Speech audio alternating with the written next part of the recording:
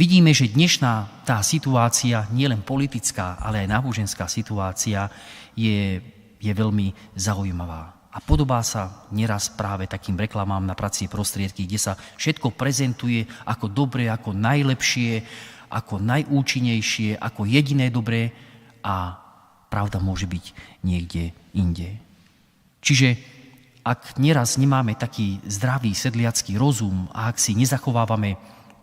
vieru, ktorú sme zdedili po našich predkoch, ktorá je taká zdravá, snažíme sa byť múdri, progresívni, ako mnohí mladí sa snažia ísť dopredu, lebo viera, cirkev, to je prežitok spred 2000 rokov, je to skostnatele a nie je to dobré, môže sa stať, že sa uberú veľmi nesprávnym smerom a potom tá hviezda, ktorá má privádzať ku Kristovi a správnym smerom,